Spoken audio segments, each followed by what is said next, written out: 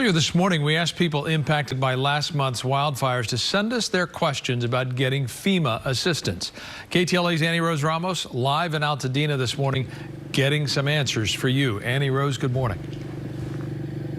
Hey, Frank, good morning to you. Yeah, folks have been emailing us questions about their experience with FEMA. While we're in Altadena, we've been speaking to folks impacted by the Eaton Fire, but also over on the west side who were impacted by the Palisades Fire. We spoke to one man named Richard Wilkin. He says that he submitted his FEMA form, he submitted his FEMA request right after the Palisades Fire wrapped up at one of those resource centers. Hadn't heard from them for a couple weeks, then walked back into another resource center just a couple of days ago, and this is what he found out. Take a listen.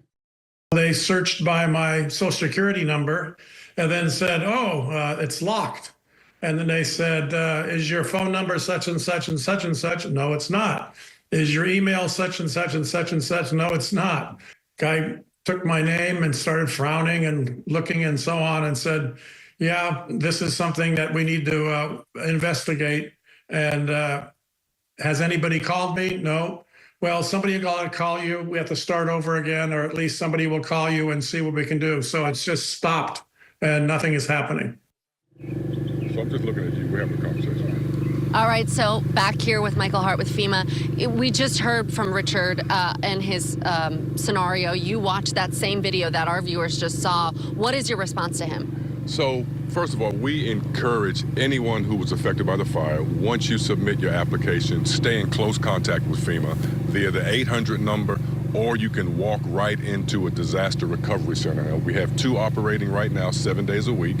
One is at 540 West Woodbury Road, and then we have another one on Pico Boulevard.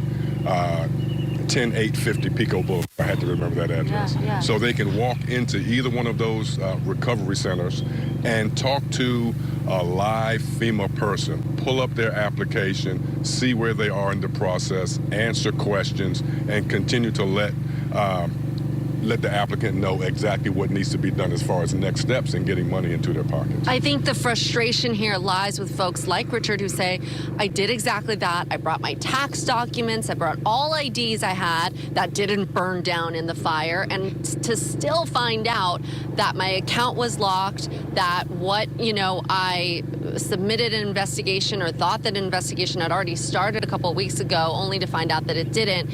These folks have been through, I think, so much. And to hear that this is in their mind, I think they feel a little failed by the process.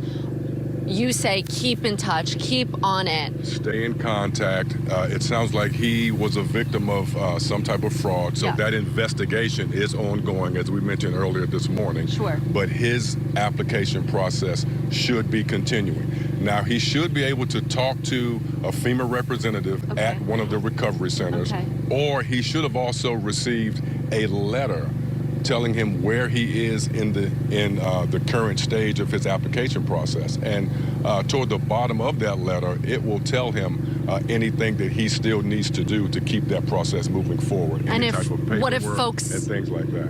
If their house burned down in the fire, where are those letters going? We're going to communicate with each resident how they want to be communicated with. Okay. Whether it be regular mail, whether it be text message, whether it be email, whether it be a phone call. Okay. Thank you so much, Michael. Still, if you have any additional questions from FEMA, and that's not just about when it comes to the FEMA applications and fraud itself, but other things that FEMA is working on when it comes to those impacted, feel free to email us, KTLA Morning News at ktla.com. It's right there on your screen. Michael's going to stick around with us. We've got another hour of him answering questions, so feel free to email us with any of those questions that might come up for you that you're dealing with. We know there are so many, and we want to be able to help you out with some answers. So for now, we'll send about two guys in the studio. All right, great.